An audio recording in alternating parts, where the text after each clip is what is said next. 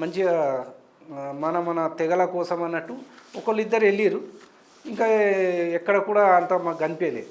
అయితే మేమేం చేసినామంటే ఎన్ని పార్టీలు ఉన్నాయో అన్ని పార్టీలకు ఈ మా సంఘం తరపున ఈ 14 తెగల వాస్తవాలు ఒక నివేదిక ప్రకారం అందరికీ మెమరాండం ఇచ్చినాము. అన్ని పార్టీలు కూడా మేనిఫెస్టోలలో పెట్టినాయి. ఈ ఇప్పుడు అధికారంలో ఉన్న కాంగ్రెస్ కూడా మేనిఫెస్టోలో పెట్టింది. ఎందుకు మేము వీళ్ళకి ఏం అడిగినామంటే ఒకటే, ఇప్పుడు ఫకీర్ సాహెబ్లు ఉన్నారు, మేము ఫకీర్లమే. ఇప్పుడు మా తాత చేసిండు, మా నాన్న చేసిండు వృత్తి. ఇప్పుడు మా దాకా వచ్చే వరకు మాకు ప్రత్యామ్నాయం కావాలి కదా. ఇప్పుడు మేము అంత చదువుకోలేదు, పూర్తిగా ఈ వృత్తి చేసుకోలేము. కాబట్టి ప్రత్యామ్నాయంగా ఒక ఉపాధి కోసం ఇప్పుడు బోరేవాలే అని ఉన్నారు, ఈత చేపలా వదులుతారు. ఇప్పుడు కబ్రస్థాన్లో అంటే శ్మశానంలో పాతి పెట్టేటప్పుడే అవసరం వస్తుంది, కానీ ముందు పరుచుకుంటుండే. అయితే ఆ వృత్తి అంతరించిపోయింది. ఇప్పుడు ఇంకొకటి ఏంటంటే ఈ గుడ్డెనుగుల సాహెబులు ఉన్నారు. వాళ్ళు ఏంటంటే గుడ్డెనుగులను పట్టుకొని ఊరూరా జాతరలల్లో తిరిగి వాళ్ళ వృత్తి అది. దర్వేష్ అంటారు, గుడ్డెనుగుల సాహెబులు అంటారు, ఎలుగుబంటు సాహెబులు అంటారు, వివిధ రకాలుగా పిలుస్తారు. వీళ్ళ వృత్తి ఎట్లా అయిందంటే, ఇటు గవర్నమెంట్ ఏం చేసింది, అటవీ సార్ ఉన్నారు, అటవీ చట్టాలని ఏం చేసిర్రు, ఇవి లాక్కున్నారు చేయని అని.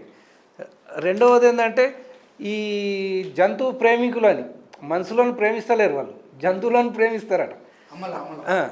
అది ఎవరిలో ఇక వాళ్ళు జంతు ప్రేమికులని ఉన్న జంతువులు లాక్కెళ్ళారు.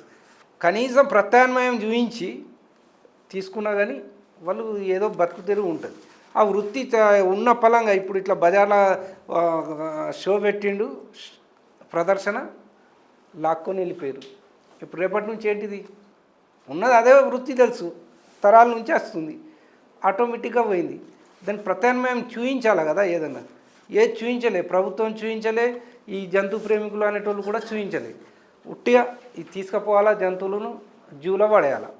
ఈ పాములు కానీ, గుడెనుగులు కానీ, ముంగిసలు కానీ ఇవి ప్రదర్శించి, అది భిక్షాటనే ఒక రకంగా ప్రదర్శించి ఒకరు 10 ఇస్తారు, 20 ఇస్తారు, అట్లా అంటే వృత్తి, ఆ వృత్తులు కోల్పోయారు. అక్కడ ఏమైందంటే ఇప్పుడు రాళ్ళు కొట్టేది, ఇప్పుడు ఈ గుట్ట మీద కొట్టేది అయితే ఇది లీజ్కి ఇచ్చేసారు. అది చైనా కంపెనీ ఏదో వచ్చి ఈ గుట్టను తీసుకున్న తర్వాత ఏమైంది, తుర్కాషోళ్ళు అంతా వృత్తి కోల్పోయారు. ఇప్పుడు అక్కడ వెస్టేజ్ ఉంటుండే ఇంతకు ముందు, ఈ ప్రభుత్వానికంటే ముందు వెస్టేజ్ అంటే దాంట్లో మిగిలిన రాళ్ళు రప్పలు అవి కంకర్ను ఏదో చేసి అమ్ముకునేటోళ్ళు కొంతమంది ఉండే. ఇప్పుడు అది కూడా లెక్కలు అడుగుతురని వాళ్ళు లీజ్ తీసుకున్న వాళ్ళు ఏమంటారు, కొట్టనిస్తలేరు.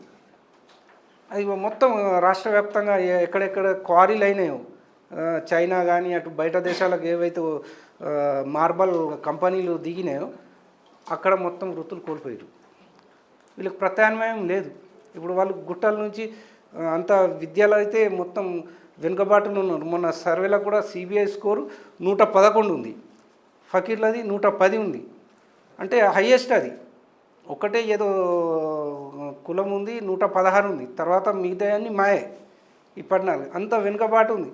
వీళ్ళను ఫస్ట్ ప్రిఫరెన్స్ ఇచ్చి ఏదైనా అభివృద్ధి పథకాలు అవి రచించాలి. కానీ అటువైపుగా ఈ పార్టీలు కానీ నాయకులు కానీ, మళ్ళీ మా ముస్లిం నాయకులు అనబడే వాళ్ళు కూడా దీని మీద మాట్లాడతలేరు.